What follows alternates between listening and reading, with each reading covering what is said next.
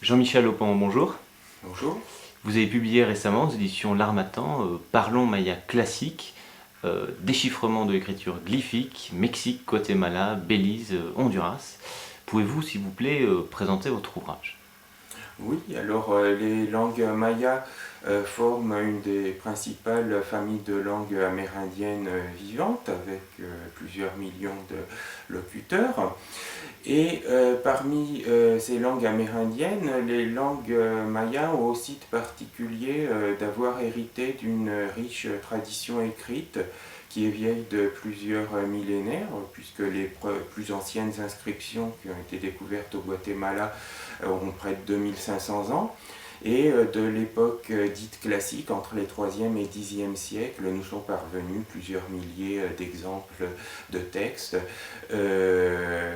beaucoup plus que pour toute autre culture de l'Amérique précolombienne.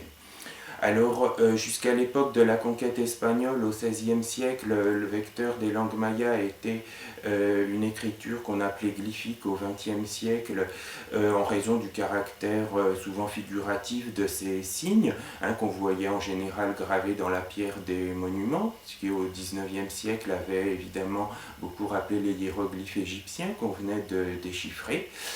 Et cette écriture alors combinait un répertoire de quelques centaines de logogrammes, c'est-à-dire des signes-mots si on veut, qui transcrivaient chacun une ou plusieurs des principales unités lexicales de la langue, et d'autre part des phonogrammes qui notaient de l'ordre de 80 syllabes de type consonne-voyelle.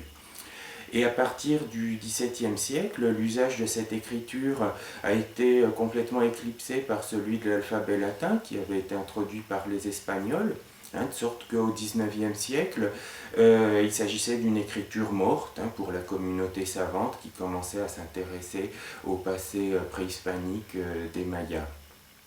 Il a donc fallu s'attacher à la décoder, mais à la différence de l'égyptien, le maya classique a été nettement plus récalcitrant et a été long à être décrypté, puisque aujourd'hui son déchiffrage est en cours d'achèvement.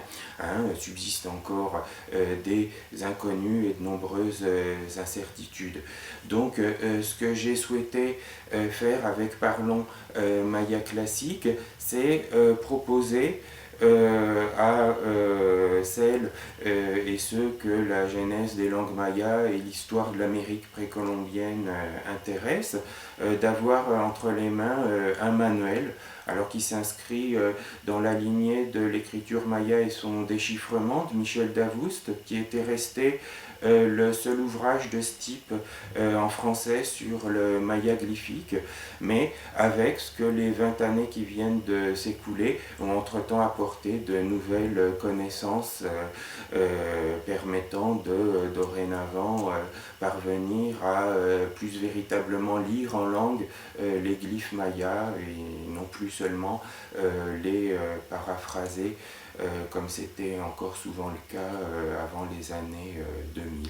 Et donc, en espérant que faire parler les glyphes mayas n'apparaissent désormais plus à l'amateur francophone comme un casse-tête maya, désespérément destiné à rester incompréhensible et hermétique.